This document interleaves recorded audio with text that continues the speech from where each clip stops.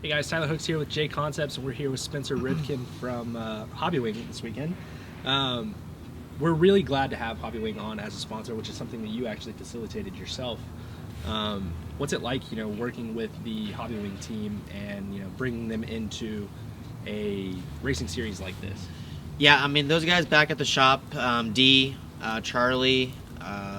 all those guys that put in their heart and soul into this brand, Hobbywing. Since I've joined them, they've been incredible ambassadors to the industry. Obviously, they're one of the biggest, if not the biggest, manufacturer for electronics for RC. It's been cool. They have a really good family environment. They want the best for their drivers and customers, and they put a lot of heart and soul into it, and that's what makes it, I think, really enjoyable. Yeah. So, do you guys have any new products that are on the market going in 2022 for the racing season, whether it's for 10 scale or for 8 scale? Yeah, we actually have a bunch of projects in the works. We actually just we got some new prototype speed controls that we've been working on for our 8 scale stuff.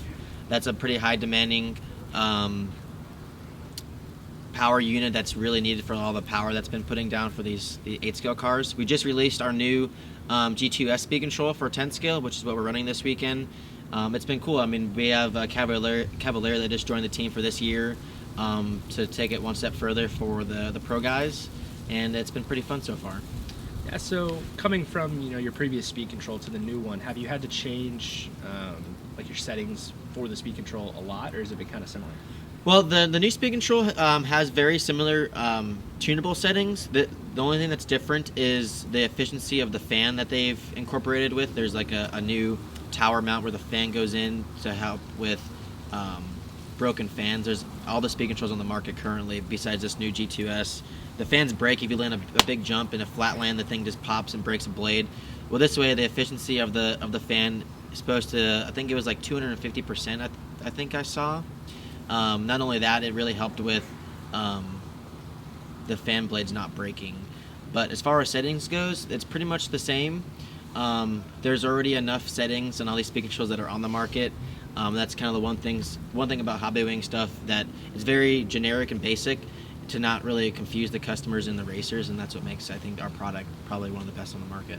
Yeah. So, like, going into a weekend like this, if you were somebody who is new to running for the Hobbywing brand, what are some of your go-to settings that you change or that you play with? The biggest thing with the different from tracks to track is like the throttle and brake frequency. That's a setting that's pretty common, that's used for all the manufacturers that make speed controls, is changing the brake and throttle frequency. Traditionally, if you run a really high throttle frequency, it's like really smooth. If you run a really low frequency, it's really aggressive. So that's the setting that I change a lot, and depending on the grip level, for instance, if it's really high bite, you can run a much smoother or more aggressive frequency setting. So for instance, if the grip was really low, you would want it to be like really smooth so you don't have much tire spin. Right. Yeah. So when it's low grip, you run a high throttle frequency. When it's high grip, you run a lower throttle frequency.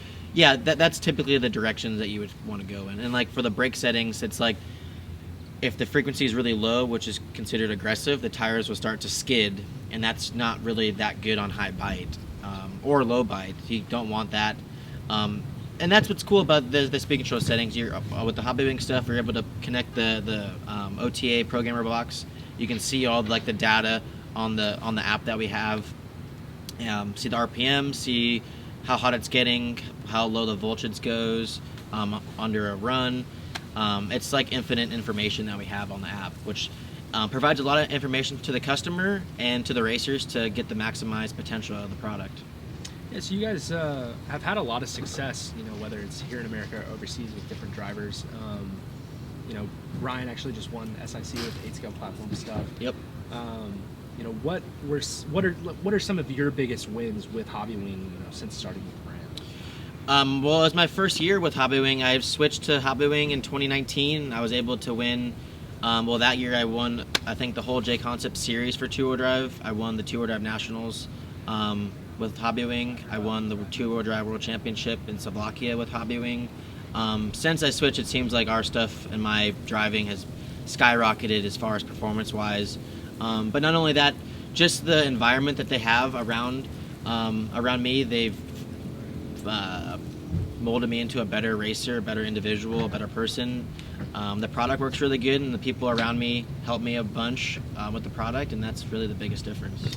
Yeah, well, big thank you to Hobbywing, as well as you for helping bring them on for the whole series, whether it's the INS or the NCTS. We look forward to, having Hobbywing drivers at all of the rounds. I know you'll probably be at quite a few of them.